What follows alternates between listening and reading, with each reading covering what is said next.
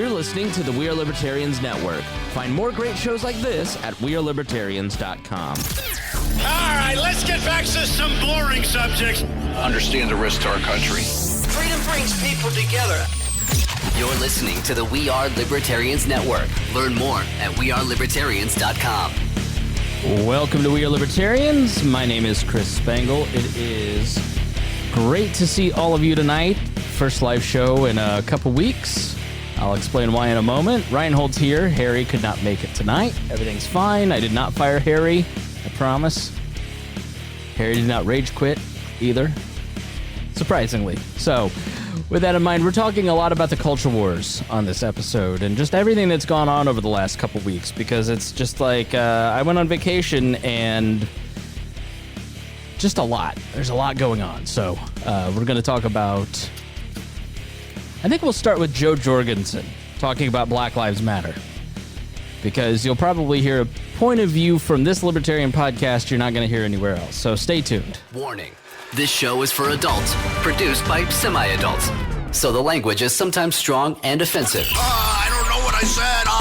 Welcome to We Are Libertarians, where our goal is to help you sound smarter while talking to your friends. We examine current events from a libertarian perspective while treating modern politics with all of the irreverence it deserves. There has been lie after lie. We toss out the screaming heads, put people before political parties, and give context to the news to make you think.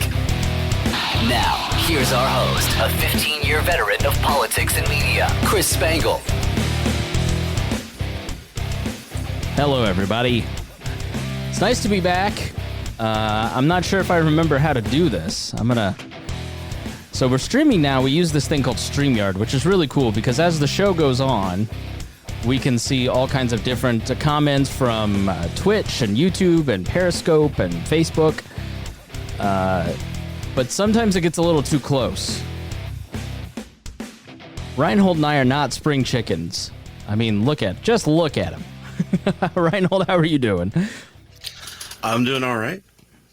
All right, thanks for really selling that. You don't sound like you're doing all right. You sound like you're in pain. No, having a great day. It is actually my anniversary today. Oh, so congratulations. I'm sneaking away from the wife with her permission to come talk to you. Well, give her my best and thank her, because I know that it is it's a privilege to be married to Heather, but it's mostly a privilege to do this show. So thankfully, you have balanced the two privileges well. I'm very privileged, as we'll get into, I'm sure. Harry said that he has been thine-lined. I think is that a Mike Tyson joke, or? Yeah, do I need to change my name from Rhinehold to Thinehold now? Should I do that? It might get better traction. This one may not be working for me. I am a bad COVID warrior. I went to Florida last week. Actually, not last week. The week before, I guess. I don't know when did I go to Florida, and I brought all of you Hoosiers back a special present. I think it was almost 2 weeks ago. Yeah, it was because you missed out on the fun times in Orlando this weekend. That's right. Yeah. I missed the Orlando convention. My family had our first family vacation in 20 years. We grew up going to St. Augustine, Florida as a family, and my mom's 60th birthday took place. So we went to America's oldest city. If you've never been to St. Augustine, then you absolutely should go. It's an excellent destination. You could spend a year there and never go to the same restaurant, never go to the same attraction, never go to the same historical thing. It's really good. So had a fantastic time, but I will say that I spent the previous 3 months going, I can stay trapped in this apartment because in just a few short weeks, I will be spending the week in St. Augustine, Florida. And then I came back, and now I am incredibly depressed because there is no St. Augustine, and they're going to trap me in this house for the next year. You know they're locking us in. You know the re-lockdowns are already happening in California. It starts there, and then it dominoes in on the rest of the country, just like it did the first time. Help. It's going to be fun. But the thing is, we've all got practice at it now, right? So we figured out the things that we need to do to make ourselves sane and live in a way that's somewhat functional as human beings. Well, I will say that I have never read more than in the past 4 months. Like, I've finished 2 books this weekend. I finished 5 on vacation. I think if you followed my Facebook feed and my writing and this podcast, you notice a difference just in the amount of reading that I do, and the quality of what I say, what comes out of my mouth, I think is better because I am constantly reading. And that's something that I learned doing the Leaders and Legends podcast, which is a podcast I produce that I recommend everybody check out. And it is a history podcast and also kind of a near history of Indianapolis as well. Just talking about what does it take to be a leader or a legend and using Indianapolis as a laboratory. And the thing that I learned from all those folks is how much they read. They read constantly. And the most successful people in the city I live in are insane readers. And so I really recommitted myself to reading over the last couple of years. And I think it has made a big difference on this show, and I've reignited my love for reading, and that's probably the best thing that I've learned through the lockdowns. Yeah, and I think a lot of people learned a little bit too about how much they were focusing on their jobs and how little they were focusing on home life, right? So they would spend an hour going to work, an hour to get home, all that time out doing things. I think when you start spending more time at home, you start realizing that stuff's secondary. You don't really need that anymore. Yeah. Don't let that run your life. You run your own life. Craig asks, what are you reading? And I have a Goodreads. If you follow my Goodreads, you may regret it because I am, not only do I read a lot, I am constantly looking through books for this show and for other reasons. So my Goodreads is just full of books and updates. But you can follow what I'm reading there. Like, what I'm reading right now is actually called Grand Dragon. That's the thing that I'm working my way through the most. That is about D.C. Stevenson, who is the head of the Klan in the 1920s here. Really well written by an Indiana journalist in the late 80s, early 90s. And it's really interesting to see kind of the top of the Klan in the 1920s and what grifters they were. And when they finally got power in 1925, all of their schemes, like nutritional education in Indiana, was implemented in Indiana because D.C. Stevenson wrote a textbook about health and wanted it to be sold all through, and basically he wanted to sell to the state his textbook, and it went through, and that's why Indiana has nutritional education, because of grift, basically. So there's little things like that you look at the origins. I just finished On Writing by Stephen King. Really good, really interesting. Yes, Ryan Lindsay says, Chris copies me a lot on Goodreads. That's why he's such a lefty.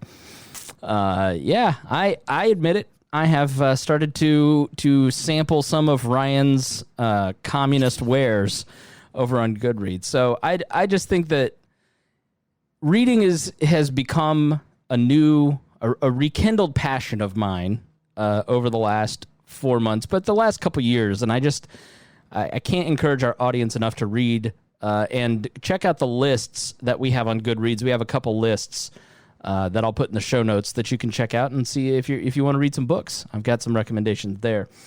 Also, while I was on vacation, mainly due to the lockdowns, it seems like the world lost its mind again.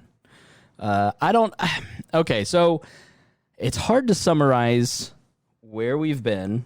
And I was fiddling with my mic. Hold on. So the sunburn has not healed yet. You can see on my bulbous nose here that, yes, I am sunburned still.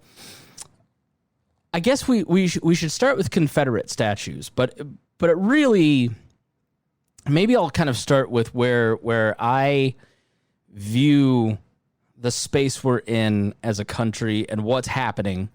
And I don't think that it's necessarily groundbreaking, but for many people, it's probably not something that they've thought about too much. Because I just spent a lot of the vacation not only reading about culture wars, reading about the culture wars with the Klan. And you see in the Klan fights, for instance, there was a newspaper put out by the Indiana Klan was mainly anti-Catholic, And the Catholics, to counter the Fiery Cross, the Klan paper, put out something called Tolerance, which was a newspaper that attacked the Klan. And in the Tolerance newspaper, they started publishing the names of Klansmen. They were doing call-out culture, even way back in the 1920s. And what happened is that it increased the roles of the clans. And whenever a politician was exposed in Tolerance for being part of the Klan, it guaranteed his reelection. And so we often have this argument, Rhinehold and I specifically, in that, well, how do you fight a fascist? How do you fight a communist? How do you fight somebody you disagree with?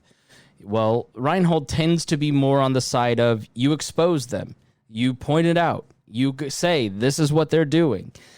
And I tend to be more on the quarantine side as opposed to Rhinehold on the inoculation side. We need to aggressively fight it. We need to give this chemo. And I'm like, no, we need to give this a quarantine. We need to put this over here and starve it of attention, which is what it wants. And I think that is a lot of what is happening on all sides right now. But, you know, it started with we've lost sight of what the whole point of George Floyd's death was, which was to have an honest, decent conversation about race and an honest, decent conversation about police reform.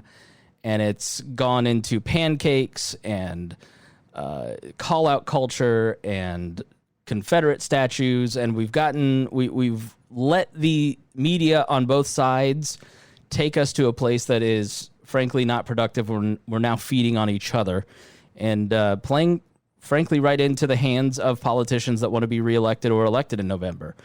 And what I want to do with this conversation and some of my thoughts about what's happening is convince you that unity is a high value and that unity is an important value that we have lost sight of and that it is something that we need to talk a lot more about. And because disintegration has brought us to the point that we're at, which makes all of us feel like we're living inside of a madhouse. We are living inside of a dog kennel, and the dogs are fighting each other, and we are sitting over in the corner going, how the hell do we get out of this mess?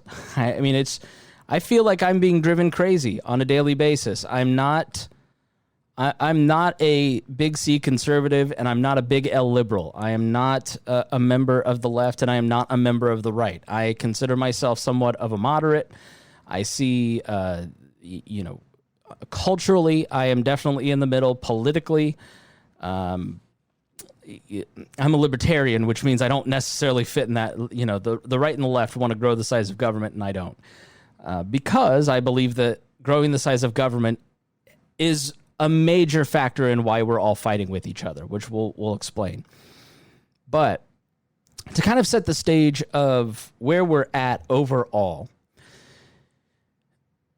when World War II ended, we're going to go to World War II because that's the last big epical event that changed the dynamics of society. And then the next one really was the invention of the internet. And at the end of World War II, the United States was essentially alone in the world. Because Europe had to rebuild itself, because Japan had to rebuild itself, because the Soviet Union had to rebuild itself, America really had a unique position in history. It had free markets, it had a free culture, but it also had control of the monetary system and a lot of production, a lot of hard goods were made here, a lot of innovation. And through the post-war period, America has really experienced something that is not seen anywhere else in the whole span of human history, which is unbelievable wealth, a fair amount of peace, and you had a singular culture.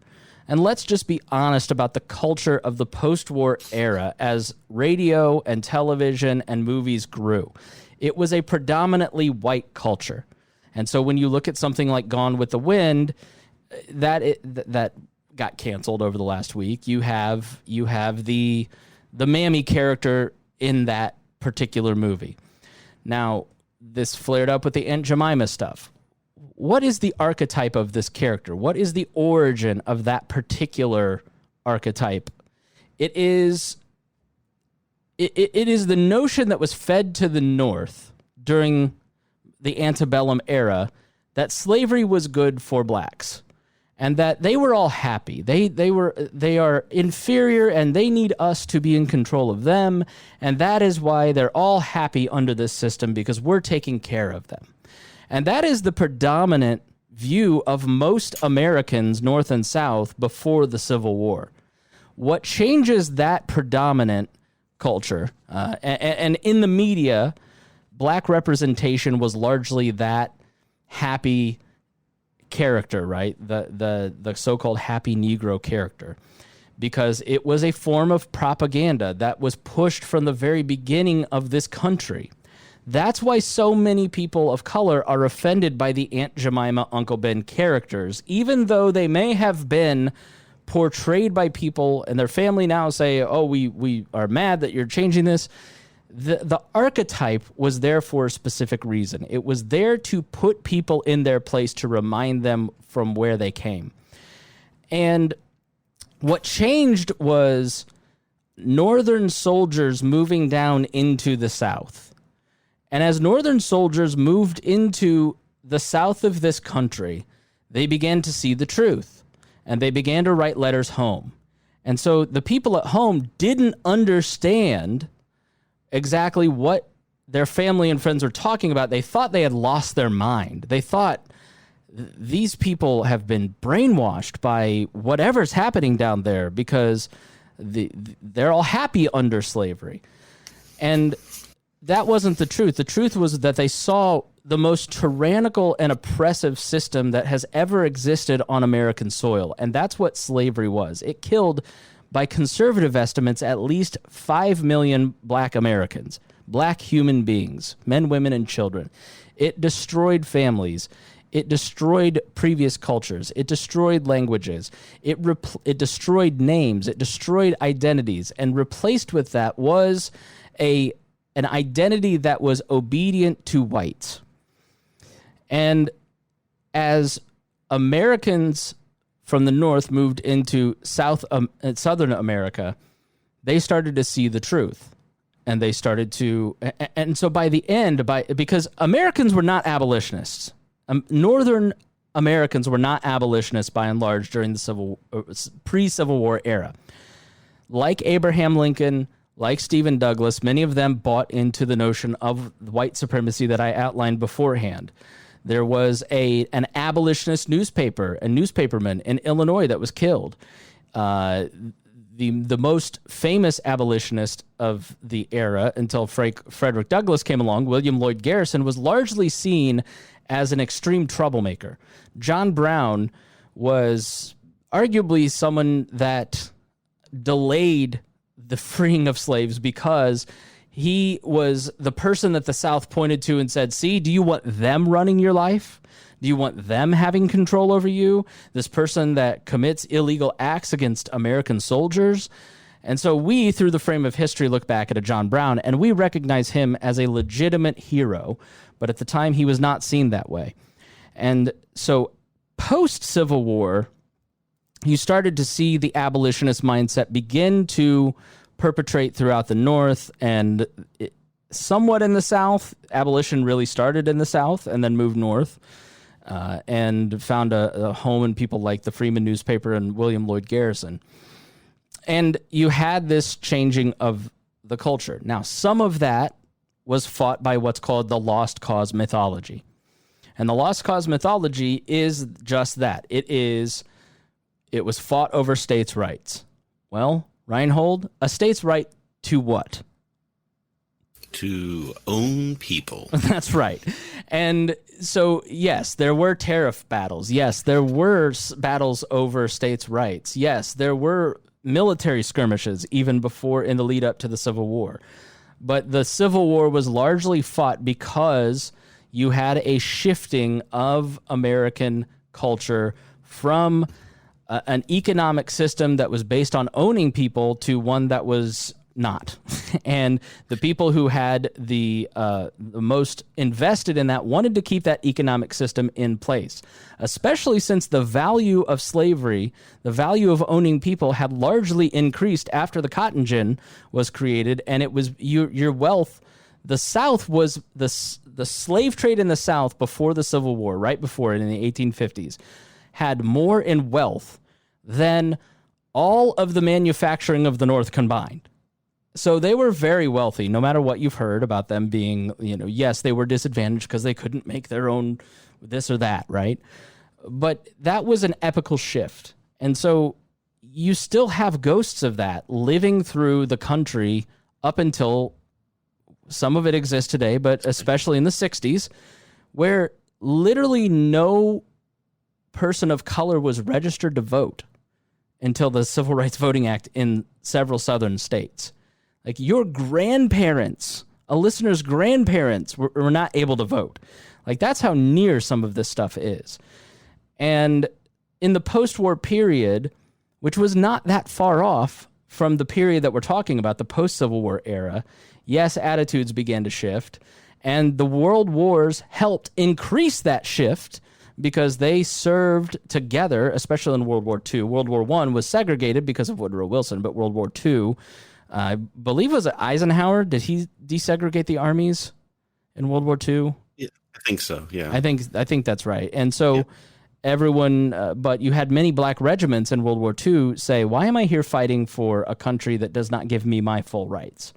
Because many Southern Americans did not have full access to their rights. If you could not register to vote, you could not serve on a jury. So if no black person can serve on a jury and a black person is being prosecuted of a crime, they don't have their peers on the jury, do they?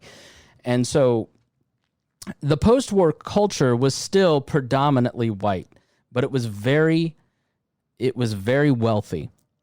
And then after the civil rights era, you started to see more black representation begin to increase in society. O.J. Simpson, believe it or not, was a very important cultural touchstone because in the early 70s, he was probably, arguably, the most famous athlete, and he was put in many TV commercials. He was the first black spokesperson for the car company Hertz. So you started to see little seeds pop up through the 70s and 80s, but it's still, our grandparents' culture was predominantly white. Now, what happened when we hit and it was also largely that same, think about how where our grandparents worked. My grandfather worked at one place for 30, 40 years. He worked at Eli Lilly. He went in as a chemist. He hit the clock. He came home. He had dinner on the table, thanks to my grandmother. That you had a one-income household, and then things started to shift under our parents where you needed a two-income household. Well, now everybody needs a side hustle, and everybody's got an MLM because we need a third income between two people to exist, and that is the result of the Federal Reserve. And as global trade picked up because air travel, railroads, boating, energy prices became cheaper, and you could move around the world faster, globalization began to take shape. And so money always goes where it's cheapest, and so they start manufacturing things in places like Mexico or China, and that robs rural America of a lot of its base of income. And a lot of rural America, the dirty little secret, is supported by the federal government and bank loans and agriculture benefits and farm subsidies. So the very people who vote for Trump who want freedom are usually largely supported by the federal government in many different ways. And so what you have is over time, from 72 on, when we go off the gold standard, you start to see the rate of inflation, the cost of living start to rise. You see wages stagnate. And so the cost of a house goes from $50,000 to $150,000. The cost of a car goes from $5,000 to $25,000. And that has continued to increase, but your average wage doesn't. There's a big sign on the McDonald's near me that says, "Great job at McDonald's, start at $10 an hour." My first job in 1997 was at $11 an hour. So that job has not kept its pace. So the lower income brackets especially have not increased in their standard of living. Part of that is because of just the parasitic nature of government and the parasitic nature of the Federal Reserve. But then you get to the internet age, and that opens up all kinds of new opportunity to many people, specifically people like me and Rhinehold, people who come from middle-class families. And I had a computer in 1994, and I'm young, and I'm a digital native, and I have access to all this stuff. Well, if you're a steel worker from Anderson, Indiana, that lost your job 20 years ago, it's much harder for you to break into the tech boom over time. You're left working at warehouses or lower income jobs. And the internet does something else. It starts to, the internet and communication and globalization start to make the world more multicultural.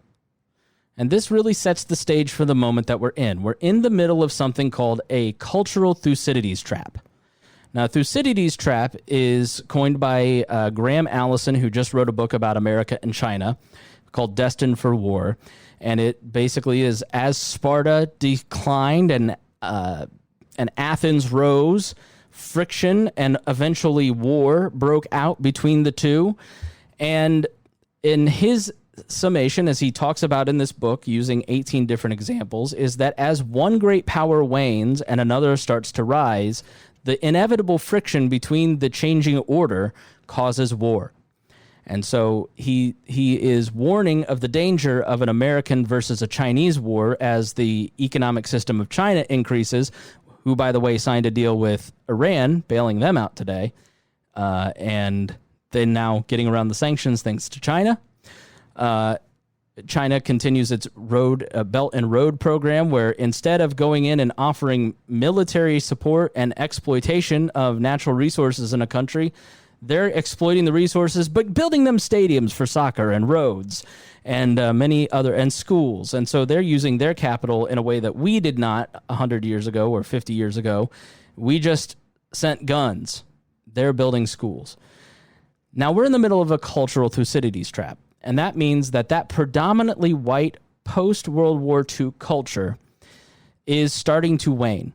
It is best typified by Donald Trump. Donald Trump did not create it. Donald Trump is a product of it. Donald Trump is a product of the baby boomer culture. He defines American exceptionalism as, my wife has the biggest boobs, I have the most money, my plane is the biggest, my house is the biggest, my country can kick your country's ass. And he has he generally views things in terms of domination. How can I dominate this person? How can I destroy this person so I can get over it? It's the concept that there's a closed, that the world is a pie, and that every piece you get is a piece that's taken away from me. And that just isn't how the world really works. The world is a complex system that Donald Trump and many of his adherents can't understand the complex nature of the world that they're living in at the moment. And that, like, I need to close the borders to stop these workers from coming in. Because if these workers come in, then I'm not going to get a job. Well, no, that just means your hospital isn't going to have the doctors that it needs, because you're not going to go be a doctor overnight, if ever, right? You're not taking jobs away from American doctors. You're lessening the amount of doctors that are going to be taking care of people in hospitals. So it's a backwards thinking. So immigration is best illustrated by the rise of women in the workforce. As women came into the workforce in the 70s and 80s, you didn't see men losing their jobs. You saw brand new markets being created, like nonprofit. The nonprofit sector didn't exist until empathetic women came into the workforce and built that entire sector. Now there's way more jobs. As the supply of labor increases, so does the economic opportunity. The more people making money, the more jobs there are, because they're out spending money. And it's just like we see now, because I can't go spend my money at BW3s because of COVID, BW3 shuts down, right? So this narrow thinking of I need to hurt them before they hurt me or else I won't survive is domination politics that is the way that the world worked for the last millennium, but it is not the future. The future is multicultural. It is creating space for different people to exist amongst each other, right? So I once heard Lou Rockwell, who runs the Mises Institute or started the Mises Institute, give a speech on why he was a pro-immigration control libertarian. And it was that no forced integration should exist and that it is a violation of the NAP that you might have to live next door to somebody that doesn't share your values. Which I don't know how you don't call that racist because that's just not how it works.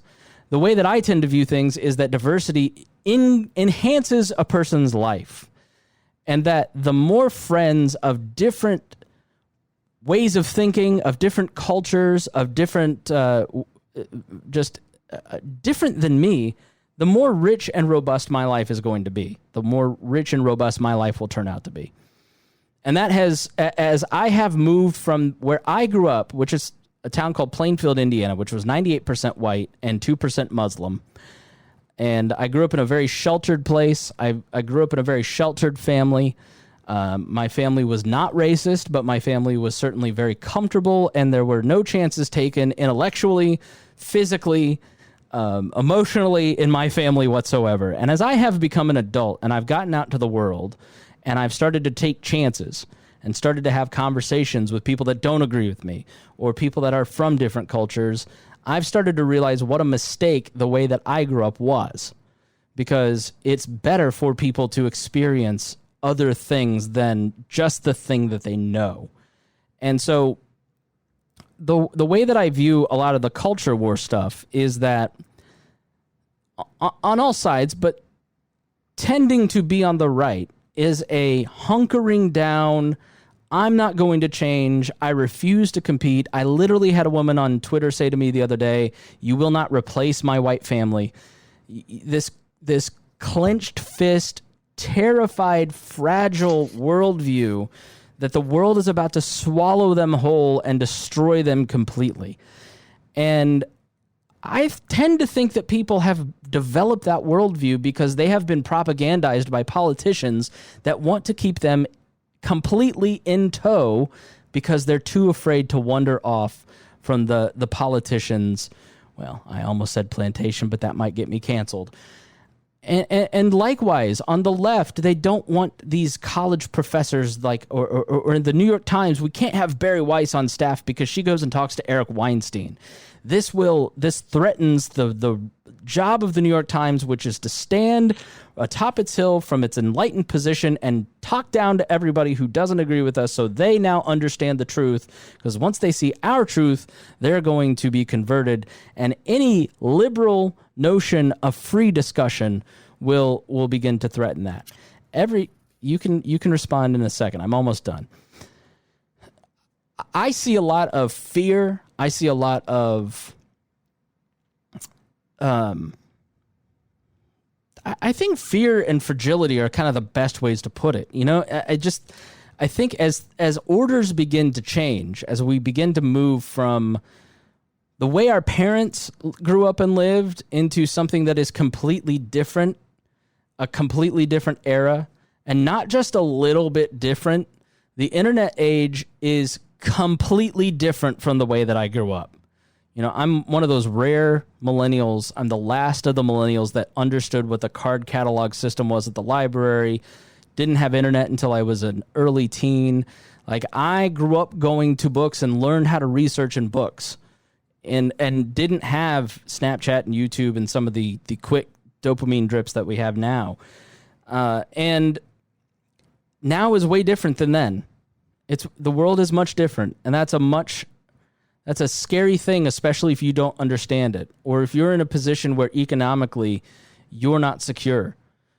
And the thing that as I kind of move between different cultures and talk to different people, I find several points of agreement. First, I'm tired of being hassled by the government. I'm tired of being hassled by the other group. I just want to be left alone to focus on my personal growth, my financial growth, and the growth of a healthy family. And I find that there's a lot of agreement in a lot of places, but there's not a lot of willingness to have conversations around some of this stuff. And part of what made America exceptional and will make America exceptional again is a commitment to unity, in that in this moment we don't have it right, but we will progress together to get it right, and we will work together to find those points of agreement that make a society healthy, build good institutions for society. And diversity has always been at the core of the American idea, because we're a nation, other than those Native Americans who now own half of Oklahoma, most of this country, there were a few 100,000 Native Americans spread across the United States when colonization here started. Now we're the third largest country with 300 and some million people. We're all from somewhere else, and we're all blended from a myriad of different backgrounds. But we have begun to separate ourselves into pro-Trump or anti-Trump, pro-Confederate statue or anti-Confederate statue, pro-Covington kids or anti-Covington kids. Whatever the tempest in the teapot of the moment is what we have now decided that we're going to divide each other on, as opposed to trying to find those points of agreement that are there. But you have to work through the initial fear of being called names and just not giving a shit. So now that was a long monologue, and Rhinehold patiently shook his head at several points in agreement and in disagreement. But I wanted to set the table of kind of how I've been viewing it. I view that a lot of the disintegration is because individuals on the left and right have given up on the idea of e pluribus unum, that from many one, and that we are giving up on the idea of unity and finding ways to talk to each other. Here in Indianapolis, last week we had a black man in Monroe County who there was an attempted lynching. And I first saw it and I was like, okay, this guy's on the Human Rights Commission. Okay, right. And then you see the video and you go, yeah, that's exactly what this was. And then a day or two later, a woman on the canal got into an argument. She was more of a conservative persuasion. Someone in her group said something racist. A group of nobody knows, but they think Black Lives Matter activists heard it, got into an argument. She shouted "All Lives Matter," and then she was killed. Somebody, they patched it up, and the next thing you know, somebody was up on a bridge, shot her dead. And so we're now at a point where we're tit for tatting into a very dangerous place. You can look at this and you can go, I'm on this side, and so that side shouldn't have done that. Or you can look at it and go, lynchings are wrong, murder is wrong, calling racial epithets at each other is wrong. All of it's wrong. But you have to start with your moral principles first, as opposed to your cultural identity. At a certain point, you have to say lynching is wrong and murder is wrong. And there is no political shade that makes either of those right. But that's where we're at. We're now at the beginnings of violence, where we no longer are starting to see the other side as human beings. We're starting to see them as people we need to punish. And as a student of history, I don't need to tell you how bad that can get, because you've seen the documentaries, So, I've spent about 3 weeks thinking this through, maybe a month, Rhinehold. Mm-hmm. Where am I right? Where am I wrong? You're right for the most part there, but I just think that a lot of people are losing sight of the fact that this isn't a new thing. This isn't a watershed moment in the history of the United States as much as it is a continuation of kind of what we've been going through since we kind of started this whole thing. I mean, if you could think about the McCarthy era where there was definite cancel culture there, you have the 60s, which that was a really big upheaval, right? The late 60s, Vietnam, civil rights movement. 68 is like a watershed year. 68 is very similar to 2020, right? Because they're both years where a lot of social upheaval erupted into very angry clashes back and forth between people of different cultures trying to get their vision across, to get their point across, become the more accepted view.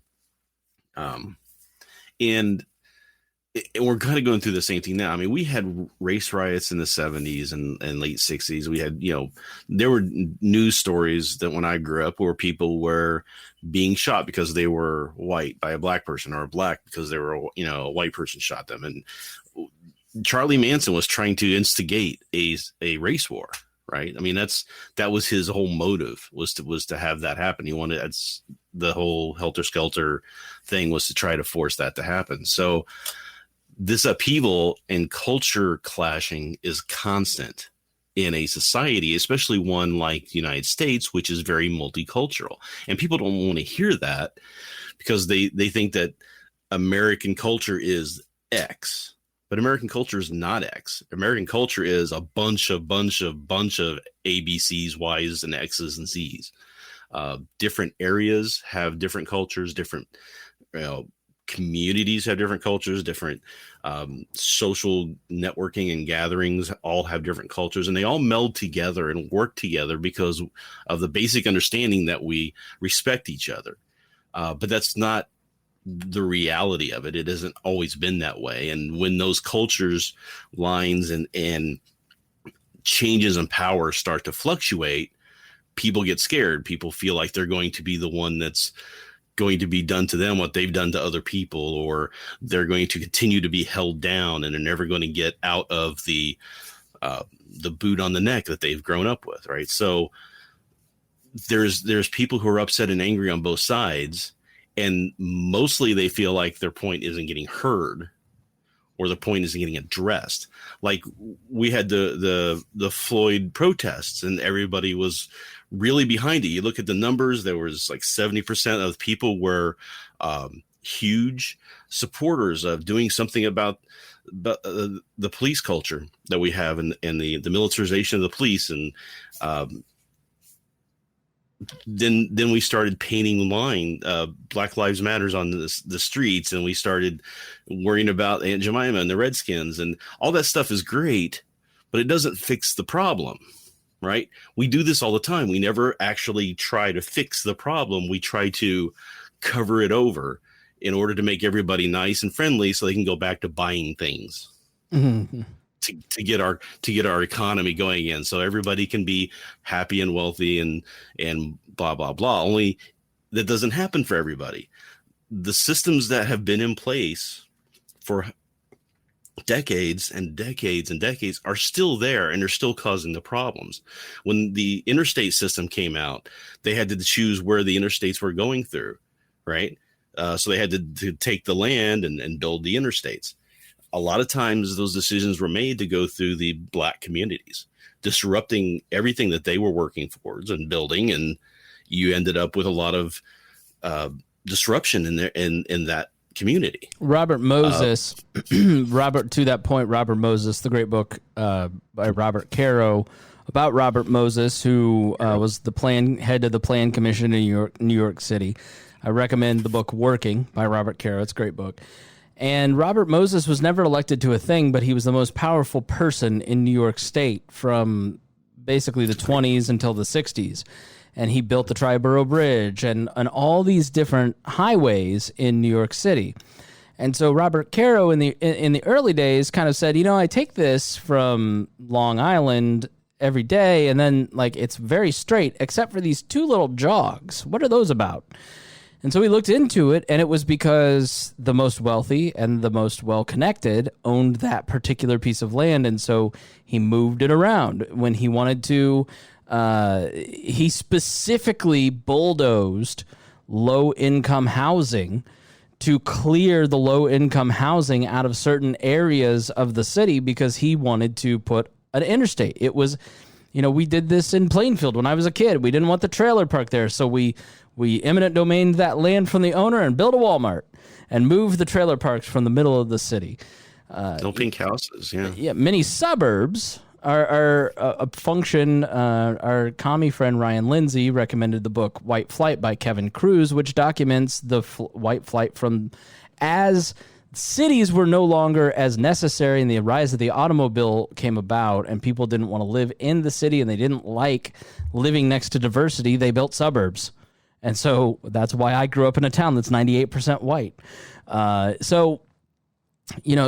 There's redlining where in Chicago, for instance, blacks specifically were kept in certain parts of the city, and due to a lack of mobility, you're only able to go to certain stores that don't have the same amount of quality of goods as a white store or other parts of town. It's replete. And so what a lot of the Black Lives Matter message is about is we want equal access to credit. We want equal access to home ownership because there are still banks that deny black people loans. There are still creditors that are treating black Americans different than white Americans or Asian Americans. We want equal access. For instance, in Georgia, the election that just happened in Georgia, up north, there's one voting box for every 50 people. It's white up in Georgia. In southern Georgia, it was one voting box for every 5,000 voters. It's predominantly black. So is the scale the same as 1965? Absolutely not. But are there still inequalities? Yes.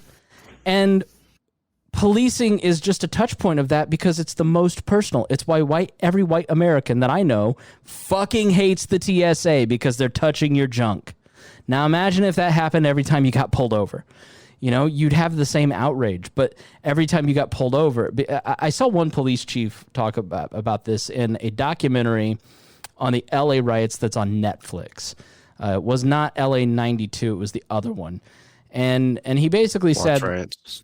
Yeah, and basically he said, for white Americans, when you get pulled over, it's different than when you're a black American because the tone is different. Harry has mentioned this. He mentioned it a few episodes ago. They don't ask his wife for her license, but they ask for his if he's in the passenger seat and they get pulled over. So this police chief essentially said, the tone that I have heard from fellow officers when they pull over a white citizen is polite. When they pull over a black citizen, it's generally domination. Put your hands on the car. Don't do this. Stand up. Don't do that. You have repeated abuses in your life to your friends, to your family, and you just go, this has to be changed at all these different levels. I need the full amount of rights as other people. And how we achieve that, we can have that conversation because it doesn't necessarily mean that you have to have government intervention to fix some of these things. But you sure as hell can't solve the problem if you never admit that that problem exists. And so when Joe Jorgensen tweets out, we must be anti-racist, hashtag Black Lives Matter, and a very large portion of libertarians jump on her or screen grab what is supposedly Spike Cohen saying exactly what I just said and we need to fix it, and saying that he's for positive rights, I don't get it. Because you're not paying attention. You're not having conversations with your fellow Americans. You're not listening to people who don't agree with you. You're just screaming Marxist. And when I defended Joe Jorgensen, I got swarmed by about 200 to 400 alt-right libertarian accounts telling me that I was any manner of things, telling me that I was fat, telling me that I was this racial epithet, telling me that I was a leftist libertarian, when I genuinely that I'm pandering to the left, this is my new favorite, that you're pandering to the left because you dare to say that racism exists. It seems as though that a certain portion of the libertarian movement has moved so far towards the anti-left, anti-government spectrum that they've lost sight of the pro-liberty, we can solve this through persuasion camp as well. Like, how do you solve a problem you don't think exists? Like, to say that what Joe said and clarified was that she is anti-racist in the way that you're to be anti-war or that you're to be anti-abortion. Speak out. What anti-racist means to the majority of people on this planet is not a Marxist plot. It is that when your dad says something racist, challenge him on it. Why do you think that's appropriate? I don't want to be a part of that. Please don't say that to me. When you work in a workplace and you see discrimination going on, say something. Stand up for your principles that all humans are created equal, that all people are deserving of the same rights that you have. That's what anti-racist means. Now, yeah, there are Marxists in the Black Lives Matter movement. There are Marxists who say anti-racist and mean something else.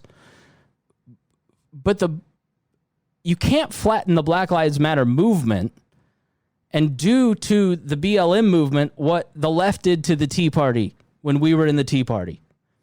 And it used to drive me crazy when the left media used to take the craziest person in the crowd that we had at a Tea Party, because I was at the founding meeting of the Indiana Tea Party. I was in deep. I went to dozens of Tea Parties.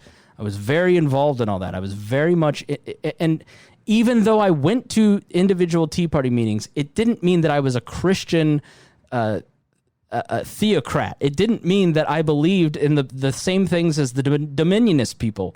I believe that taxed enough already didn't mean that all people should worship at the altar of Christ by the force of the gun, like some of the Tea Parties up north believed. Because the Black Lives Matter movement is the same. It is a bottom-up grassroots organization with hundreds of different organizations. And there are some major groups that have sprung out of it, just like there was the Tea Party Express, or just like Freedom Works started glomming on to the Tea Party. And yes, there are BLM websites that have Marxist language, and some of them say, I'm a trained Marxist. But that doesn't mean that every person that uses the hashtag is a useful idiot. Just in the way that because I went to Tea Parties, it didn't mean that I agreed with Jim DeMint and Freedom Works and everything that they said. It's funny. It's intellectually dishonest. And what's funny is that a lot of the people in the libertarian side that are making this point have for years said, quit labeling us as racist just because we don't call out Molyneux and Cantwell and all these people, right? So they're saying this, they're doing the same thing. I don't think people are they're necessarily racist, and I'm not going to call like I don't want to get into naming, but I'm not going to call them technically racist. But when you can't paint with the broad brush and then yell that other people are painting you with the broad brush. Right. That's what frustrated me about it, is that as libertarians, we're supposed to be intellectually rigorous and logical and fair, because we scream about the mainstream media being unfair all the time. But then how are we going to do the same thing to score political points against our opponents? Like, it's about not having to do the hard work. It's about being able to silence somebody else by drowning them out with calling them names and doing the exact same thing they complain about to their opponents, because it's easy and expedient to do, instead of sitting and having a conversation or trying to figure out, hey, you have this reputation, you might want to understand why you're getting it.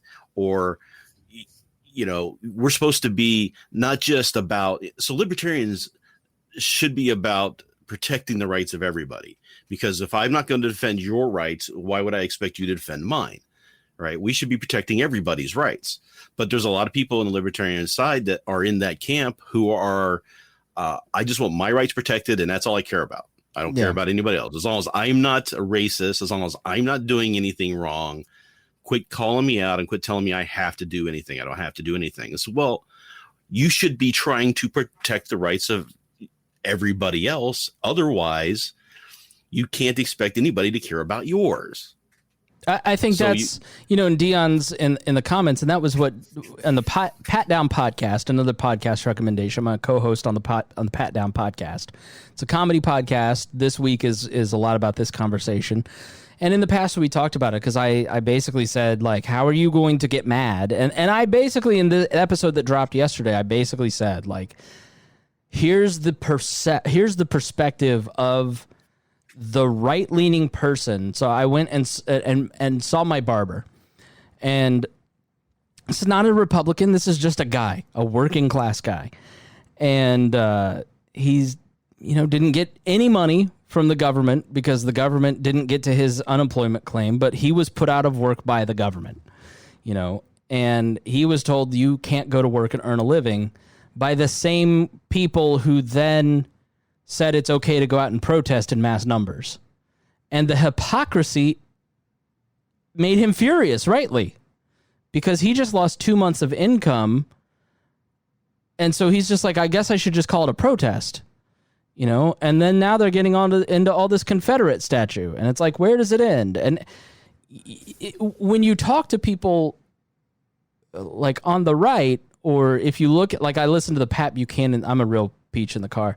When you listen to the 1992 Pat Buchanan speech at the RNC convention where HW was nominated, it's the culture war speech that launched it all for the right. Buchanan identified the poor white working class losing their jobs because of globalization and said, we're gonna fix that. We need to be their champion, and we need to fight the culture war. We need to say no to homosexual rights. What were some of the other ones, Rhinehold? Like, we need to say no to ending prayer in schools. We need to say no. Like, you listen to it and you go, they lost on every single one of those things that Pat Buchanan promised to fix, and they never got their jobs back. And then we have the audacity to look at them and go, why are you mad? And so they believed, it's on them for believing a politician and bullshit artists like Donald Trump. But, when you put yourself in the other side's shoes, you kind of go, okay, this isn't an irrational way of thinking when I put myself in your shoes. But because you're hurting and you're mad, you want to hurt other people to make yourself feel better. That doesn't make any sense. Like, and it happens on all sides. It's that politics of domination. Well, and it's something too I've always said about people who are racist are usually people at this point in time, with everything we know in science and genomes and everything else, is that to continue to be that, it really comes from a place of self-hate, right? So they can't love themselves for some reason, so they're looking at some way to make themselves feel superior to other people in order for them to have that feeling of self-worth. It's fake and it's fleeting, so they have to continue it going on. But I think that's where a lot of that kind of gets rooted into. And I think once people start, realizing that we're all human beings and we're all trying to get through this life together the same way, we all have the same dreams and aspirations for the most part, and to start listening to and caring about the things that people go through. Now, I grew up in a similar situation as a lot of people I hear today, where they say, if we just quit talking about race, it would just eventually go away. Nobody's taught to be racist. And I used to kind of have that same mentality where if we would just quit talking about it, we might lose a generation, but the next generation won't grow up hearing that they should be racist, and therefore it would go away. But that's not how it works. And once you see how the systems work and how that kind of ingrained stuff happens, it's not at the surface. It's not,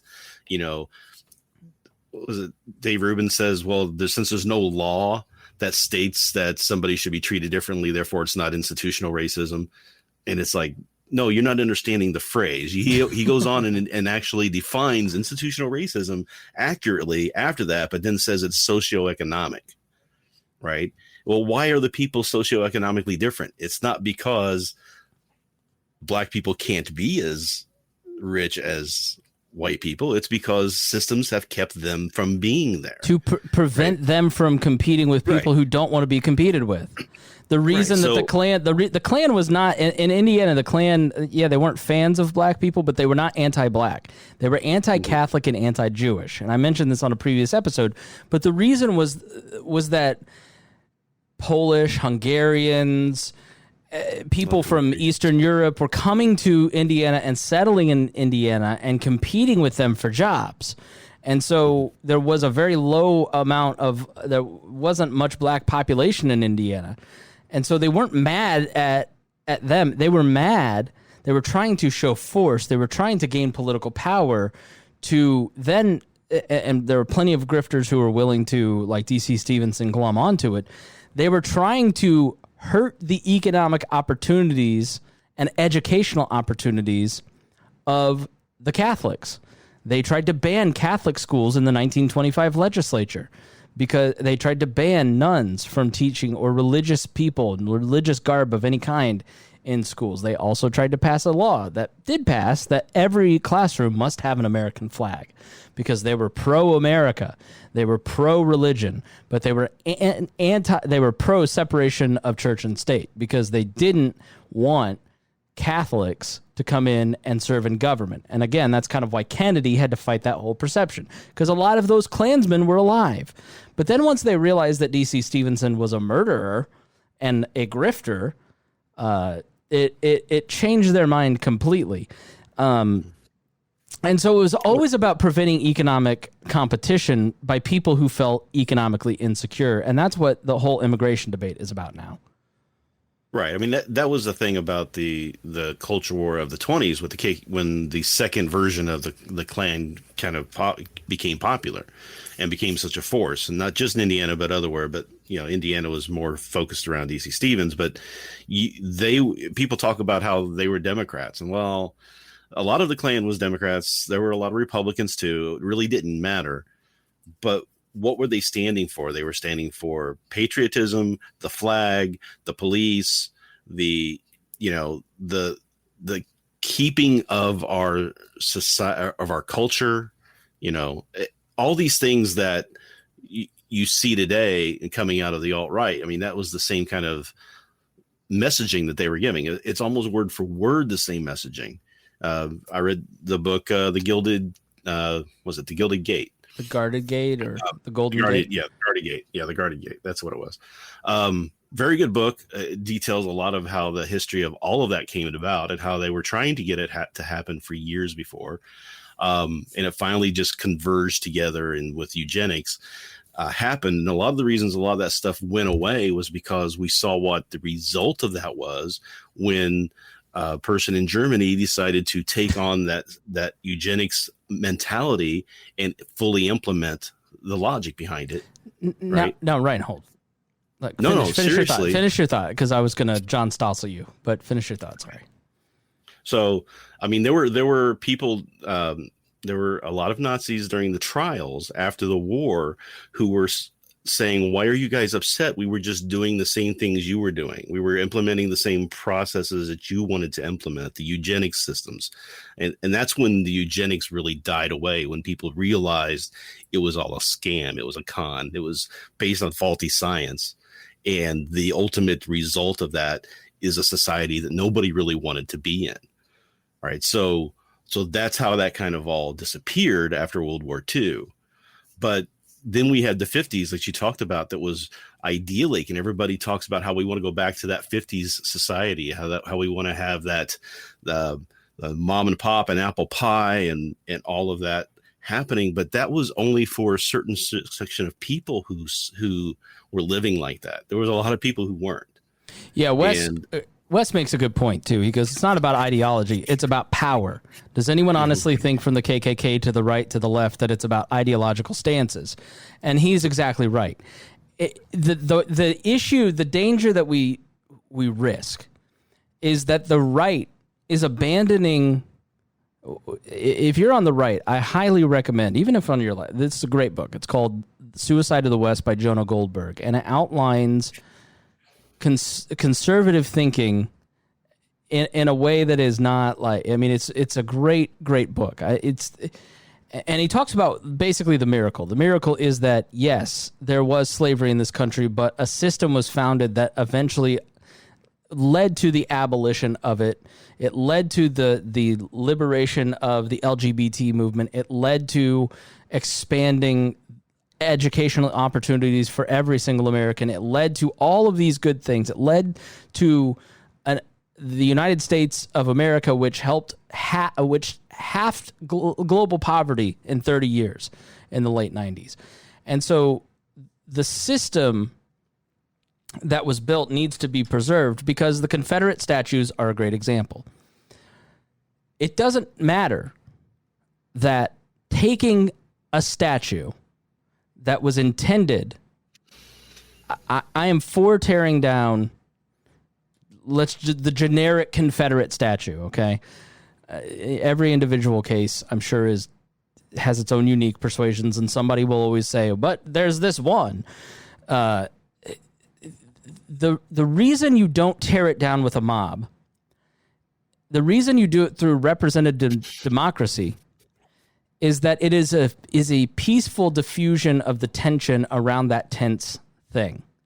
And so you have a hearing, the community debates it, all sides feel heard, and then the majority makes the right decision. Now, that's what's supposed to happen, right?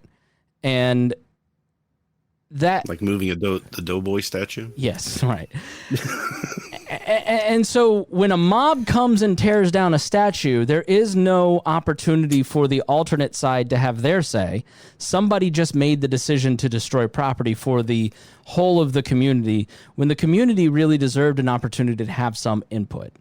And the reality is that as it becomes a contentious issue, more and more people move to the correct side, which is a statue that is a symbol of white supremacy should not stand, especially in parks that are predominantly catering to black Americans. That's the point of the Confederate statue here in Indianapolis. It was put up by the Klan in that specific spot in the 1920s as a message. And so I don't want that up. I'm going to vote on the right side of that issue. But if a mob comes and tears it down, then that all of a sudden recoils the people who might be persuaded back into their identity, which I think is partly what a lot of these radical types want. They want to tear... If the Frederick Douglass statue was torn down by Antifa, for instance, they want to inflame the Donald Trumps of the world because they love Donald Trump. All of you people who think that Donald Trump is the one standing between you and the leftist mob, you're insane because the left has never had it better than right now. Bernie Sanders is now the heart and soul of the party. AOC is now mainstreamed and she didn't exist 4 years ago. Joe Biden is about to walk into a landslide. Your Supreme Court justices that are your last bastion of conservatism are betraying you.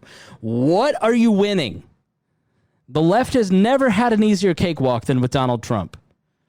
And they know that if Donald Trump gets reelected, they're going to have 4 more years to grow the power of the radical left.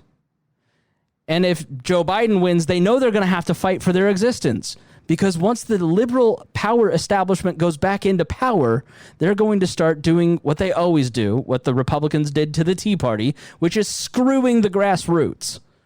And so they know they have a much harder fight if Joe Biden wins to maintain their existence because the Nancy Pelosi's of the world with supermajorities in both chambers has way more power than she does right now. And so it's in the interest of the far left to go tear down statues that piss off Republicans, that drive up Republican vote totals because they secretly want Donald Trump to win. And so if you think that Donald Trump is saving you from the leftist horde, he's bamboozling you and they're manipulating you too. And so Donald Trump is not standing between a leftist mob. The reality is Red Scares are very common. We talked about this. Red Scare in 1917, the House on Un-American Activities Committee in Dalton Trumbo. Watch the movie Trumbo. The lead up to the Iraq War. It's always the spooky leftist that's going to come and get you.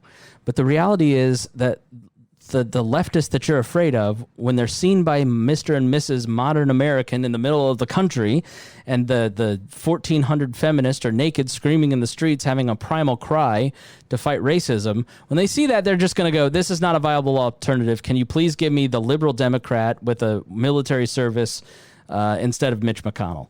I want the moderate Democrat, please. So the reality is there really has never been a large leftist takeover of the country.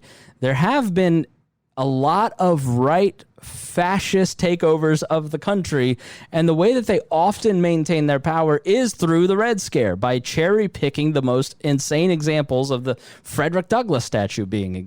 So when I look at a lot of this, I look at people who are terrified of cancel culture, which I believe exists, that I believe is illiberal. When I look at people who are terrified of Antifa invading their local Applebee's, I understand why people think that, because I have thought a lot of that too. But as I have really kind of tried to step back and examine history and examine what's happening, I'm more inclined to believe that most of this is just bullshit from politicians trying to keep us all at each other's throats so that they can control us and get our votes. I lived through it, Rhinehold. I lived through it in 2003 in the lead up to the Iraq War. And I look back at that and I go, this, I see the same people that were writing about Bush's propaganda and writing books about the evils of the Iraq War now standing up for Donald Trump. There's some libertarian writers where I purchased the complete collection of Ron Paul's reading list in the back of the Republic. And I look through these names and I look through some of this stuff and I'm like, this dude's the biggest MAGA guy on the planet now.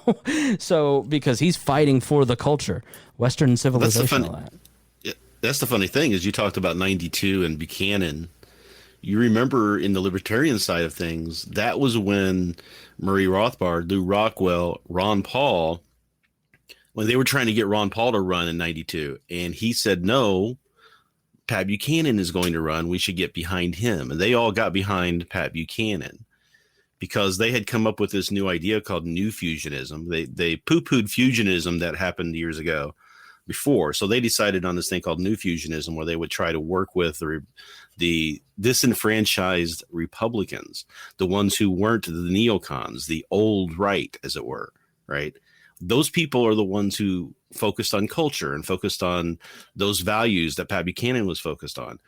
And that's where a lot of that side of the area of libertarianism came from, sprung out of that, was bringing those people in. That's when the racist newsletters came out. That's when the push to change to have a little bit less immigration, have immigration policies in place. In the 88, Ron Paul was running as a libertarian and saying that there should be no borders. People should be able to come free and do whatever they need to do. By 92, 96, he had changed his tune. He was now stating that in order we couldn't have a welfare state and open borders, so we'd had to pick one. So we need to get rid of the welfare state first, right? So that's kind of where all of that came out of too, on that side of things, because it's all about culture at that point, right? It's about the fear of culture, the fear of change, the fear of losing what you think is the predominant, losing your position of power. Oh, yeah, that too. Your position of power, but also thinking that somebody's going to come in and tell you how to live your life when you've always advocated for being able to tell other people how to live their life. That's really how I see it, is that people are trying to preserve the ability to tell other people how to live their lives. And so when I see like this conversation about race, I go, all that is being asked is not for you to do what the Daily Wire or Daily Caller loves to show, which is find your black friend, kneel before them, flagellate yourself, and apologize for your whiteness. That isn't what is being asked. What is being asked is vote differently. Stop upholding systems. There's systemic racism and individual racism. Most people, I don't feel, and maybe I'm naive, but I don't feel like most people are individually racist. They don't look at somebody and they don't say the N-word. They don't, like, I'm starting to go, I think I'm probably a lot more naive about that than I'd like to admit. But then there's systemic racism where you're voting in economic systems and political systems that keep other people poor. Stop doing that. And I don't know why that is somehow a controversial statement in libertarian circles. Stop using the force of government to enforce your culture.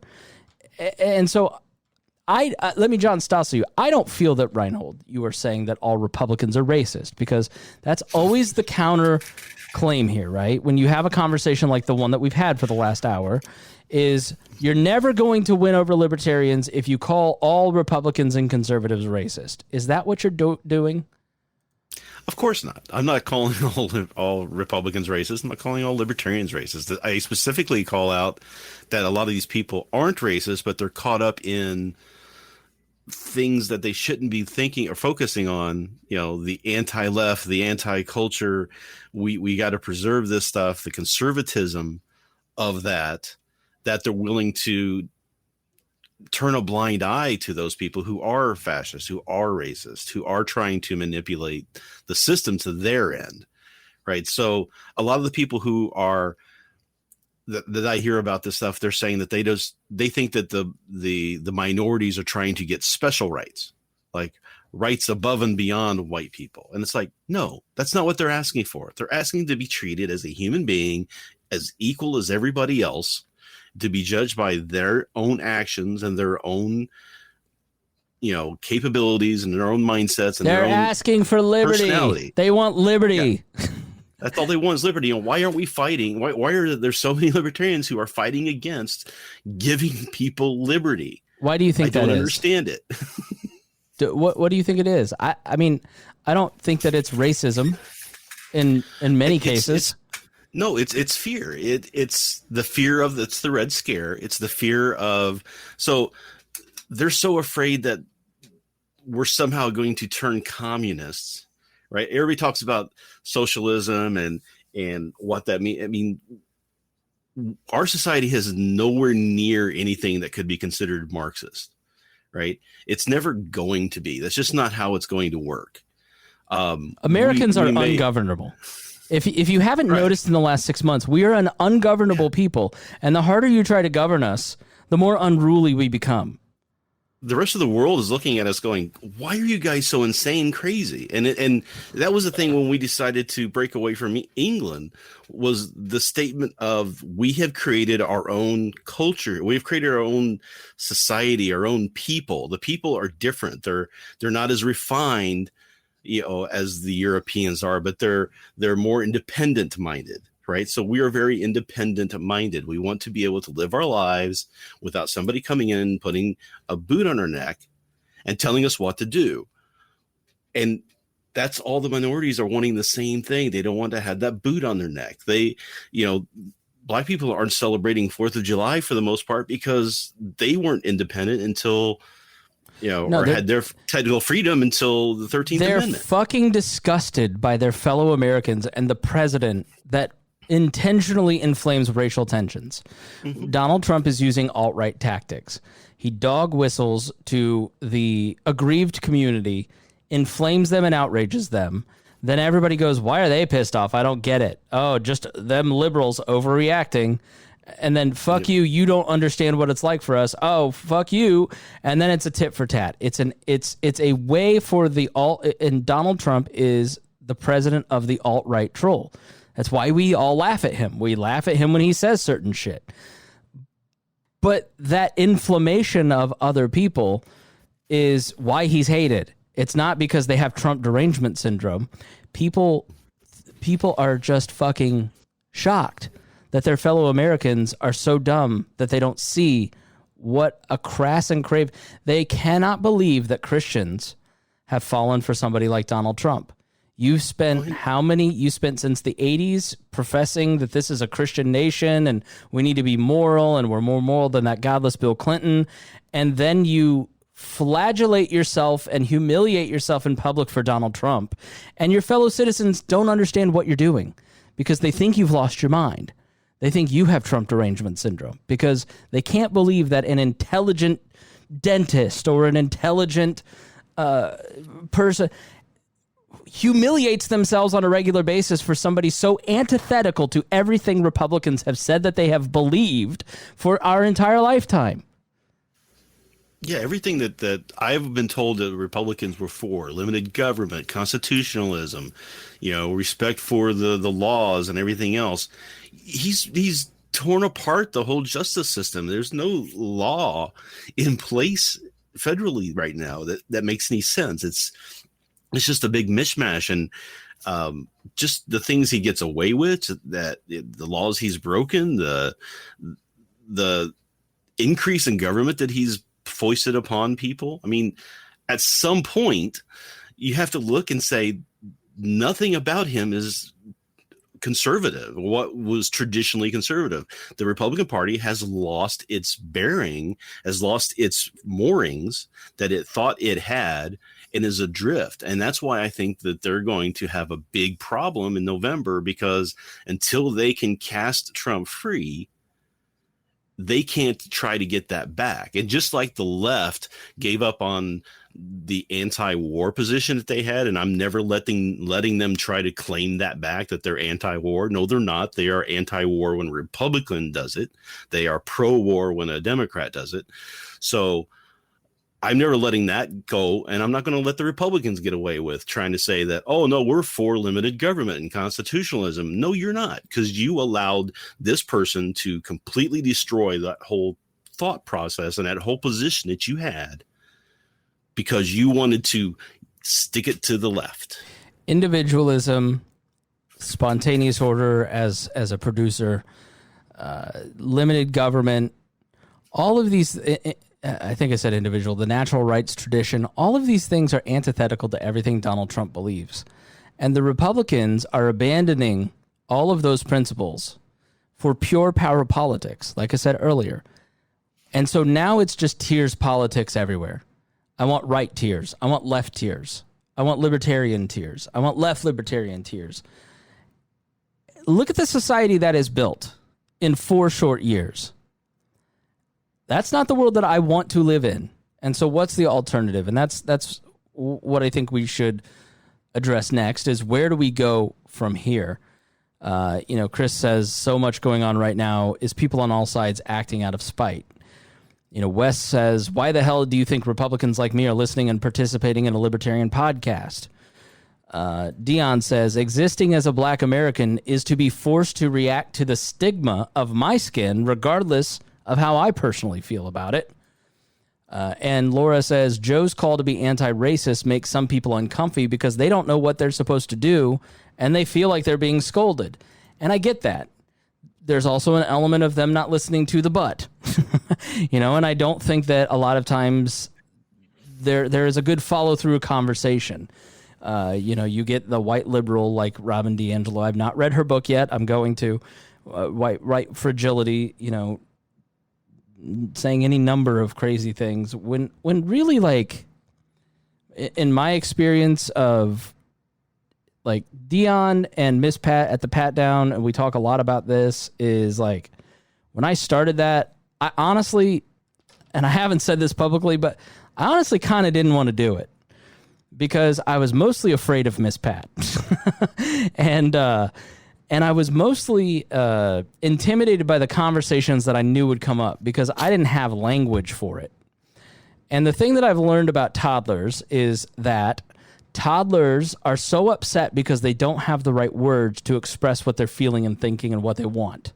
And so if you teach a toddler sign language and they can point at the cup and say, wah-wah, then they are less likely to have a temper tantrum over wanting water. It's a perfectly reasonable expectation. Like, I want water. Nobody's giving me water. And so, what I think the path forward has to be, and part of what we're doing with We Are Libertarians, is giving people the language to have these conversations in the limited amount of time that I have with you. And showing you that just because they seem to be on your side and you're in an echo chamber that only gives you that language, it does not mean that that is the correct language to interpret the world around you. And so do not be afraid to go out and find conversations that challenge you. The greatest periods of growth in my intellectual life have come when I have no idea what to say. When I was Andy Horning's campaign boy and Abdul's producer, and they would challenge me on something, I had no idea what to say. You know, when I would go on the Lava Flow and Roger and I would go back and forth and he would pin me with something and I had no way out, I'd go, well, I need to read more about this because now I need to know a way. When I go on the pat down, I talk to Dion, who loves Bernie Sanders, or Ryan Lindsay, who's a freaking communist, libertarian. I don't know how. You know, when I talk to these people who are diametrically opposed in certain ways to me, I go, I need to be better. I need to challenge myself. I need to read. I need to do my homework so I can have the language to explain how I feel and think about this.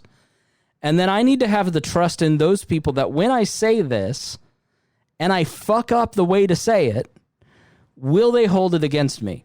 And the thing that I've learned is that if you're friends, no.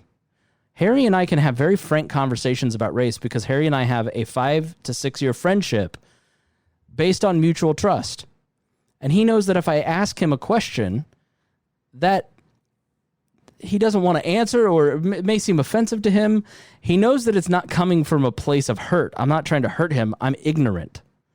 And I think it's the admittance that we are ignorant about other people, or the ignorance that admitting that we are ignorant about a topic in a world that is so invested in vanity and narcissism, is sometimes an ego hit too hard to bear.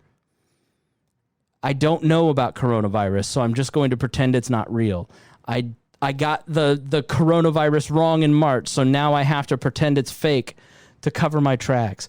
I got racism wrong for my first 40 years, so I have to just keep doubling down and buy a Confederate flag.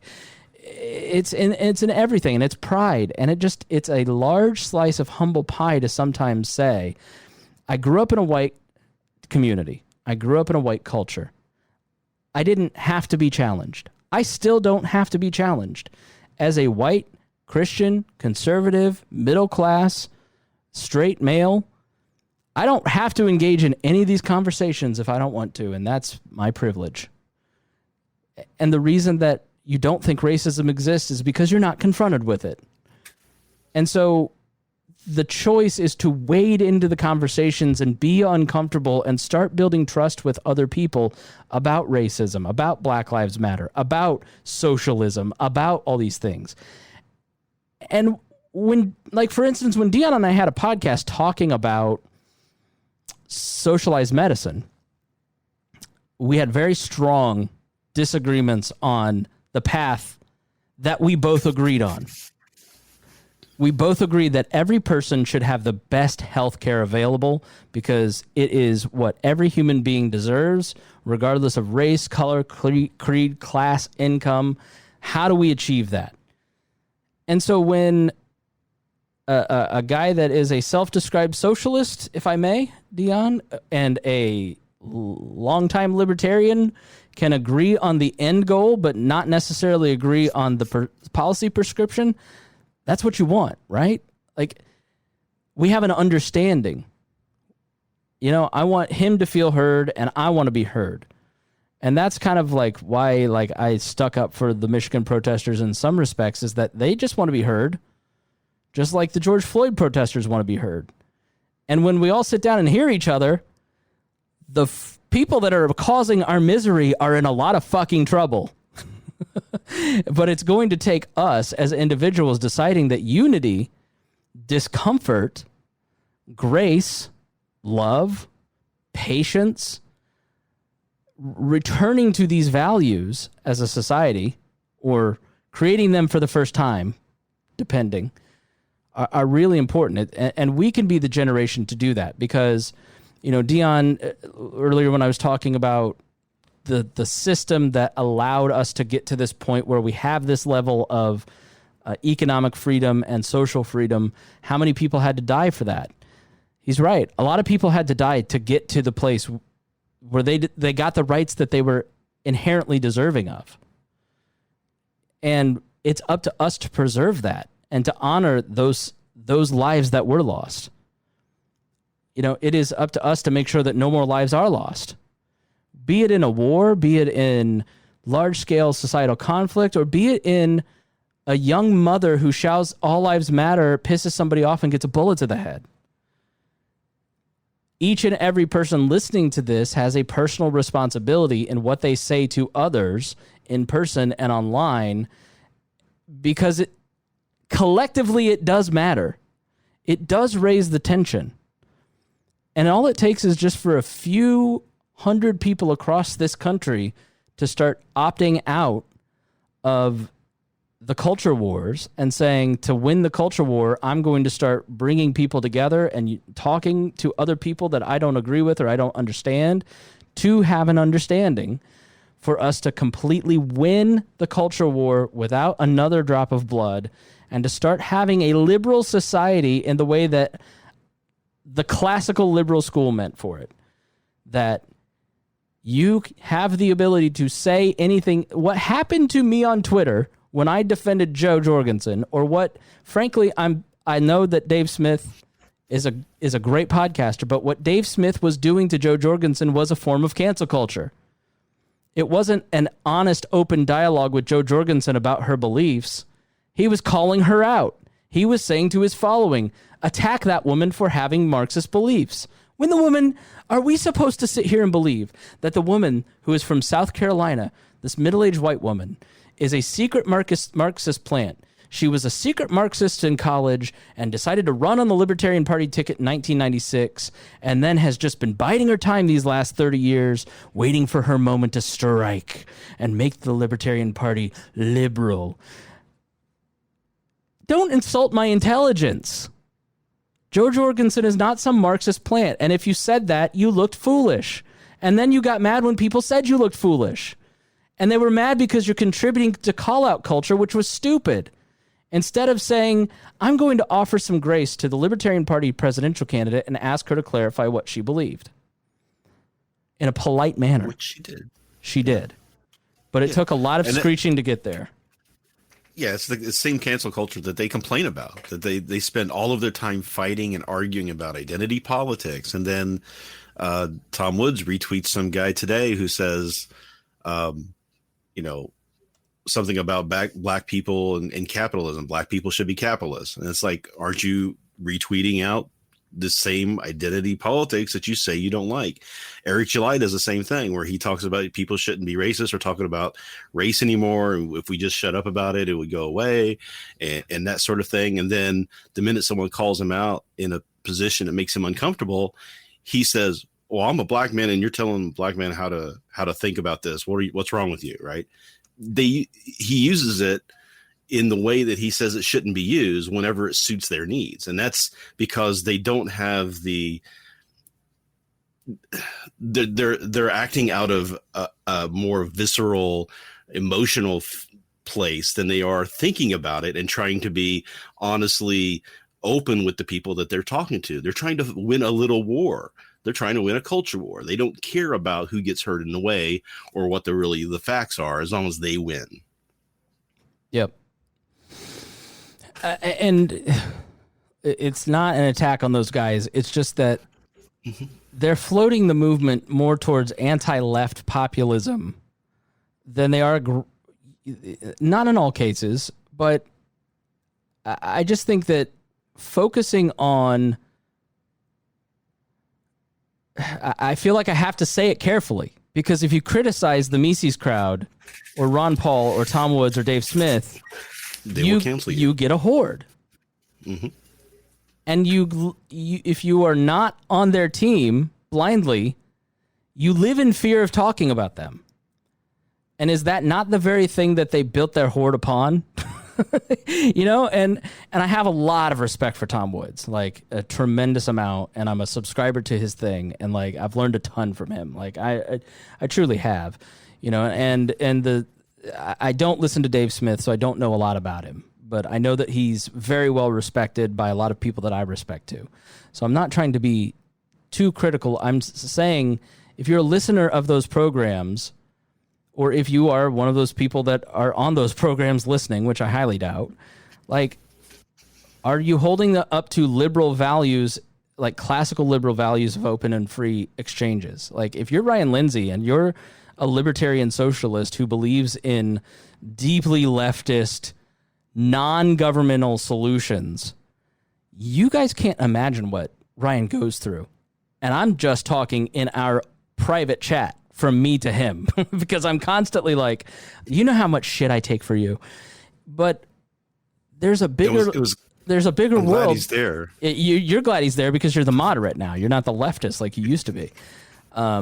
If you were trying to run We Are Libertarians and give a challenging look at a broad spectrum of libertarian thought, it's not easy sometimes because you people call me Republicans, Democrats. I got swarmed by alt-right libertarians and communist libertarians this week on Twitter. Like it's the idea that libertarians somehow stand for free speech does not match my experience over the past year when I try, or really my entire career, because I think racism is a great example of it. To be anti-racist is not to be pro-state.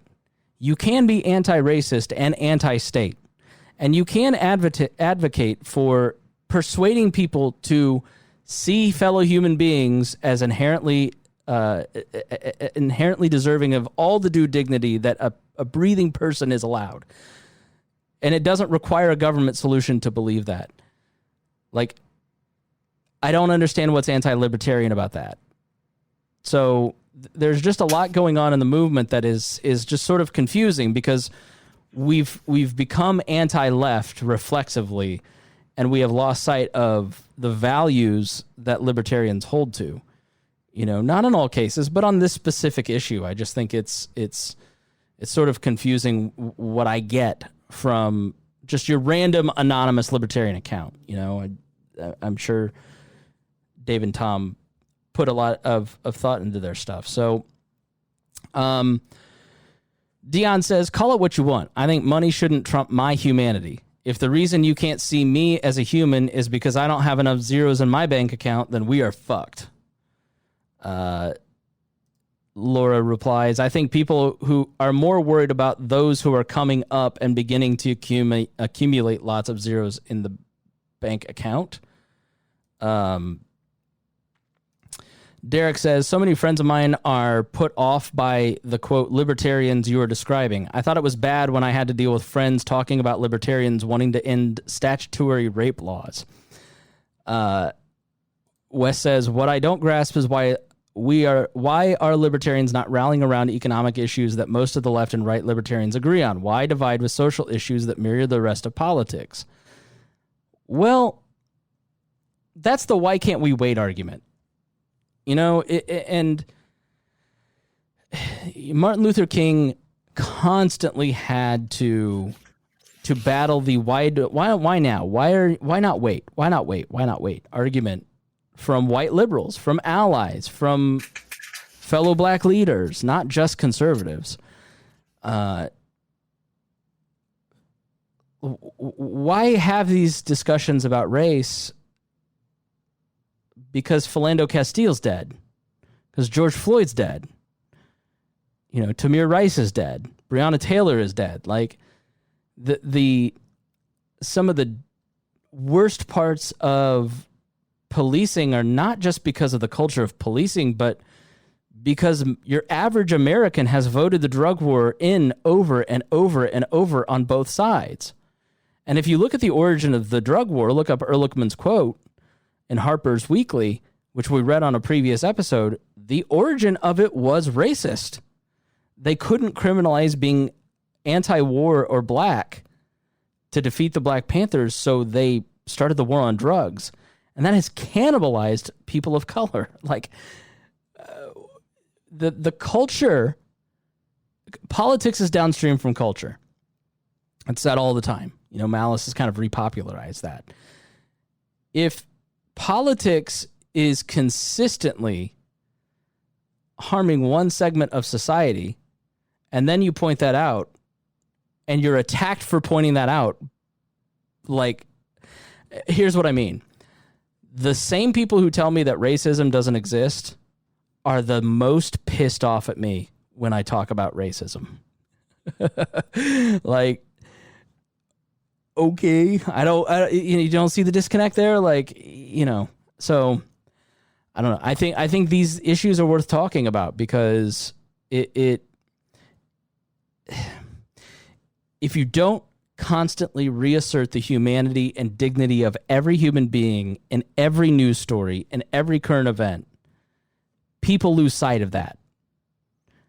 And I haven't said this on the show, but I firmly believe it. The reason that most people don't care about coronavirus is that most people just don't care about 136,000 Americans dying. Like, I think people will say they care, and I think they'll make shows to show that they care, but I think they don't personally really care all that much about piles of bodies. Like Bill Gates early on said, it's hard to ignore all those piles of bodies over there. I don't agree with you, Bill. Like, I think that most people are perfectly willing to accept piles of bodies as long as it doesn't personally affect their economic situation or habits. And there's a lot of piles of body in the Middle East and Northern Africa and everywhere else that we've been bombing, right? So it doesn't seem to affect a lot of people. They continue to support that stuff. How many out of how many episodes? 447 episodes of the show, out of the 700 and some feed items, are we just continually over and over and over trying to get people to think empathetically and think about other people as human beings and worthy of dignity? There's a great book that I haven't started yet, but I bought called Resisting Throwaway Culture. Resisting the throwaway culture of the elderly. Like, how many of you have parents or grandparents in nursing homes and you just haven't called them in like a month or 2 months? Or, it's like it's inconvenient to go see them. And, I love them, but I really got to take the kids to the baseball game. Like, what are you supposed to, like, think about that? So, unfortunately, the human brain is just kind of wired for tribalism, to not see other people as people, to think about our own selves selfishly. And libertarianism, so it's kind of like, where do we end, right? Where's the end goal? I just believe that a free society is dependent upon mutual respect. It's going to require you to share some measure of a community with people you hate and disagree with, personally, culturally, religiously, identity-wise. Like, there are people that you are going to always share. Now, maybe there are like some pure white supremacist societies and a libertarian anarchotopia, and maybe there are some Marcus Garvey, admission to living in this community is based on your ethnicity. Maybe that exists, right? Okay. But by and large, I believe that a libertarian society looks much like ours. I still believe we're a free society, as long as we don't slip into two sides fighting for control of the gun and we all get killed in the process. You're going to need other people for all kinds of different things, globally and locally. And so, like, the idea that you can segregate yourself into perfect white societies, that's over. Like, that you're going to have a hegemonic media representation of white faces only, that's over. It's not a matter of losing, like, because that denotes that somehow that's bad. Like, black kids should have the ability to turn on the television and see faces that look like theirs in commercials, playing with toys. Like, how's that a bad thing? It has nothing to do with politics. It's just the fact that other people exist in society that don't think like you, look like you, act like you. It's okay.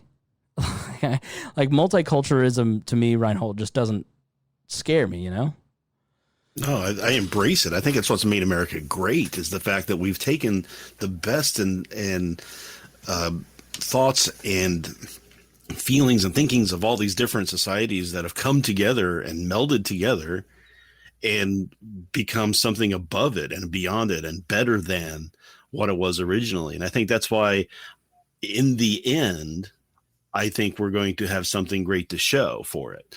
I think that we're eventually going to get there. I mean, the whole racism thing is going to go away in 120 years anyway, right? So 150 years from now, there's not going to be white and black and all that stuff. Millennials are already 40% multi-ethnic. Millennials are. Yeah. That doesn't include Gen Z or what's next. Like, why not start working on these muscles now? Like, why fight for something that is never going to be maintained? Because what happens is that conservative libertarians, right-leaning libertarians, Republicans, you don't sit at the table and have conversations and then get mad that you're excluded from the conversations. And so you ceded conversations around a lot of these cultural issues to the left. You know, if you want there to be a Republican or right-leaning world of journalists, like Jonah Goldberg says this all the time, like, just go be a journalist.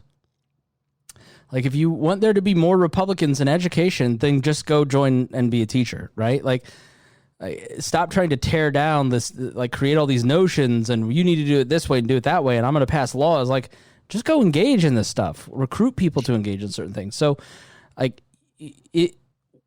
by not participating in what are the new institutions, what are the centers of power, what are the ways, what are the media outlets of 100 years from now, what are all these institutions that are changing? Like, Walter Cronkite used to end every newscast with, then that's the way it was, because that's the way it was. That one guy said how it was, and everybody believed that one guy. That's not how it exists anymore. We now live with hundreds of different little media institutions from various different viewpoints. Why be mad about it? Start a We Are Libertarians. Engage in it. Start talking. If you are concerned about natural rights disappearing, start talking about natural rights to people that don't understand natural rights. I don't understand the pushback of right libertarians saying to We Are Libertarians, stop saying that. When I've never had more people who generally vote Democrat look at libertarians and say, hey, some of your ideas make sense, than they have in the last year, like the last 4 months. How is that a bad thing? You know, you shared a screenshot of a Bernie supporter, and she's like, I found out about the Libertarian Party. I'm a libertarian now. Like, why just try to keep the club paleocon, you know, and pure, and like, let's open it up and let's start having discussions and convincing people that the natural rights tradition is the only way to organize society, because it allows everyone to pursue their passion. It allows people to be free without other people trying to control them and putting a boot on their neck. Why wouldn't you talk to why wouldn't you say that to the people who are the most ardent supporters or the people who are generally left that make up this country? Why wouldn't you want to persuade them? Because I've already got the Republicans are coming with us when the Libertarians are in charge. It's the Marxists, it's the AOC likers, it's the Biden voter that is going to be the predominant culture in 20 years. And it's important for them to understand what we believe and why, and that we're not evil. Well, the thing is, I too find a lot when I talk to a lot of people who are Democrats, and they come to the place of they're supporting Democrats because they're anti-Republican, as it were, right? So there's certain things that they agree with. They don't like crony capitalism. Well, neither do we. They don't like, but they don't. They aren't given the reasons why they should embrace free market capitalism as opposed to the crony capitalism that's horrible for them. So they hear about the socialism and they decide, oh, that's the way we need to go. It's just them not hearing the reasons. We agree on a lot of the problems. It's the solutions we don't agree upon necessarily. And a lot of times, as soon as you talk to somebody who's on the left who says, you know, I think that everybody should have this, and everybody should be able to make this much money, and everybody should be able to have access to healthcare and all this stuff. And you say, okay, who are you going to put the gun, whose head are you going to put the gun to in order to achieve that? Or maybe there's a better way. And once they realize that any government action is force, It is backed by the explicit use of force, and it's the force that they're living under right now that's causing all the problems. The police state enacting all of these so many laws that they can pull anybody over and just make their life hell because there's so many things that they can get them for, right? And they can destroy the communities for that. That's what they're doing. So why would you give that government entity more power over you? Let's find a better way to do that. They start to hear that solution and say, wait a minute, you might be right there, right? So once they understand that we're trying to get to the same point where everybody is equal and free and has equal access to everything that the society has to offer, and defend, and we all defend each other's rights all the time. We don't pick and choose and try to limit anybody from having the same access as anybody else.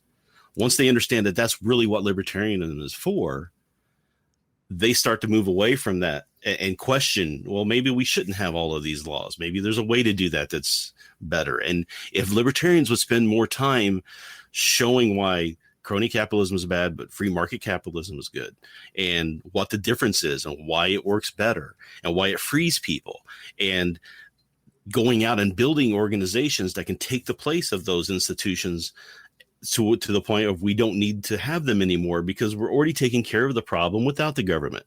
Once we start doing that, then all of this stuff goes away, right? This whole battle goes away. But we're so focused because we have these people who want power over you, these authoritarians in both the right and the left, who want to tell other people how to live their lives because they think they know better.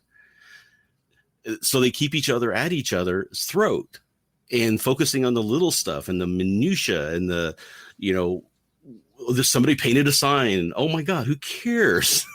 Just let's focus on fixing things and making society better so that we don't have to have this fight anymore. We can focus on making each other better and happier and wealthier and just a better overall experience for life. But the people are scared. That's why I always tell people, I said, when people are going to embrace libertarianism overnight because you haven't explained it to them well enough, and they're going to be scared. You have to prove to them that it works.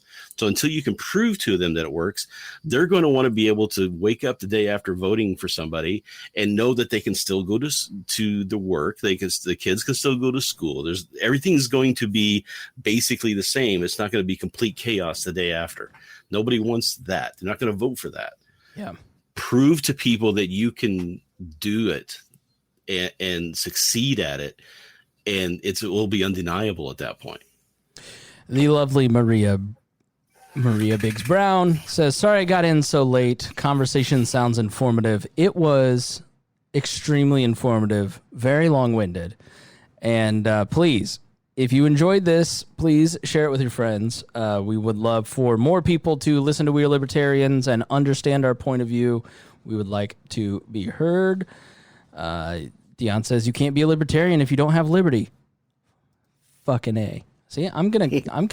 Dion in his stage show mentions Joe Jorgensen, and I think that he is literally the first person behind a microphone in 2020 to say the words Joe Jorgensen, other than libertarian podcasters. So that was very exciting. I want to thank our patrons. They are so supportive and always correcting, especially when I go too hard in the paint, and send me notes and say, hey, tone it down a bit. It's really hard. Rhinehold, you know this. And I'm talking to young Ryan about this all the time. I don't suffer fools well. And there's a lot of fools on the internet. And I'm trying to bring people together. But I also like to troll people. And people are also kind of annoying. And so it's just like, sometimes I want to post this meme. And sometimes you shouldn't. Well, there's a reason why I filter my memes through you right now. That's right, yeah. Unfortunately, I'm the reasonable editor around here. So our patrons are super generous. They are really... listen, we couldn't do this without patrons. We've grown to a point that I can no longer afford to do this, and you guys are all stars. Every one of you thank you all for being patrons, especially our $100 a month patrons, Anthony Meyer, Brad Tracy, Craig DaCosta, Ed Brehob, Jason Doolittle, Jeff Bennett, Kirsty Avery, and Matthew Durbin. So thank you guys so much. I'm so sorry to mention you so late in the show, but I just got off. I couldn't. I've had 3 weeks of. I drove to Florida in my car alone, listening to audiobooks about culture and alt-right and libertarianism and lost cause myths and Democrats and Marxism, and I was just like, I can't wait to get back. I have a screech for everybody. So thank you for your patience for my monologue at the beginning, Rhinehold, especially. Not a problem. Go ahead. Final thoughts. Final thoughts. Like I was trying to say before, I think we're just getting through the inevitable end game of society where we're going to no longer even care about race. It's not going to be an issue because everybody's going to look. There's not going to be distinctions anymore because there's just going to be so much change and intermingling and stuff that all the stuff that caused us to kind of diverge from being different are coming back together. And we're not going to have that anymore. So I think eventually it's going to go away, but there's fits and starts to everything. And I think we've marched with a pretty lofty goal back in the early days of this country that we never fully realized, and we still haven't fully realized, but we're trying really hard to live up to. And I think people feel that they want to live up to that idea. It's just hard. And there's just a lot of stuff going on, and there's personal stuff and there's emotional stuff. And we're going to eventually get there. We're just going to have these fights from time to time as culture starts to change.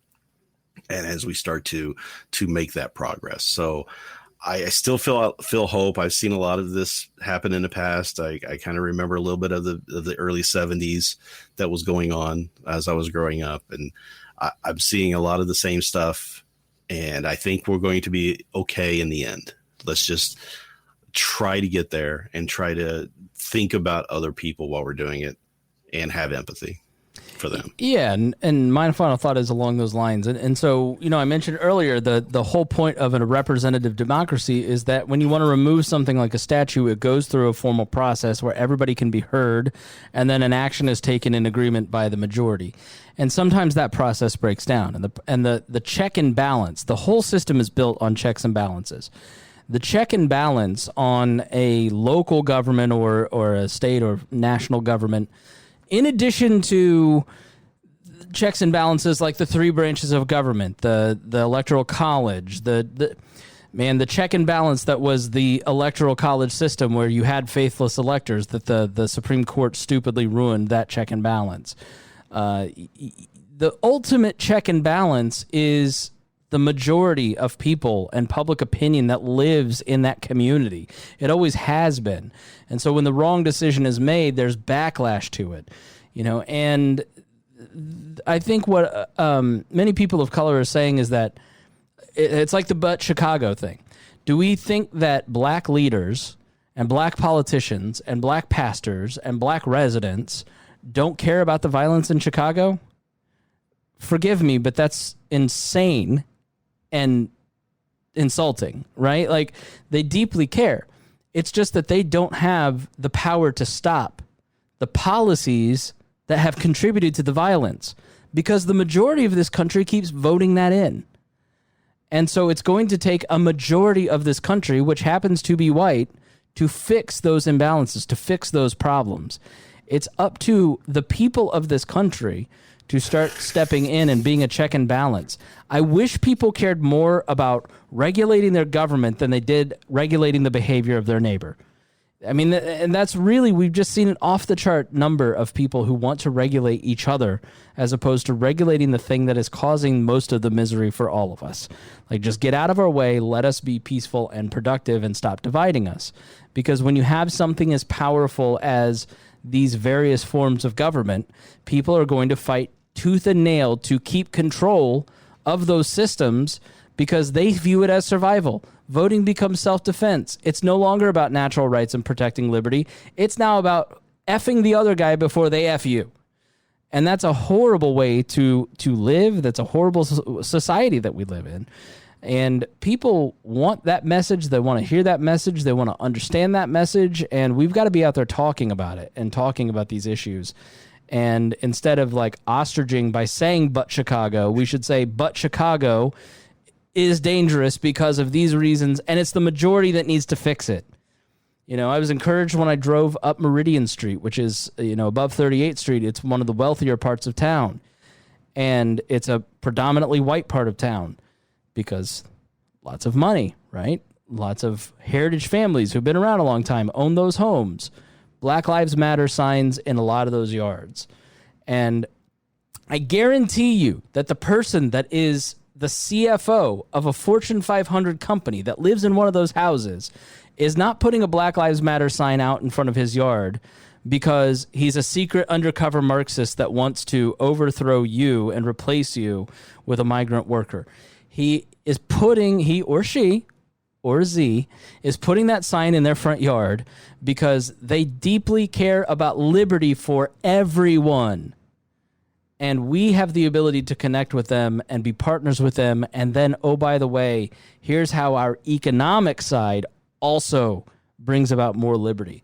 Here's where the elite on the left and the Marxists are wrong about the economic side. They may be right about X, but they're wrong about Z. And so we need to be engaging in those discussions in good faith, and we need to be engaging in those discussions in serious ways because people are desperate to hear what we have to say.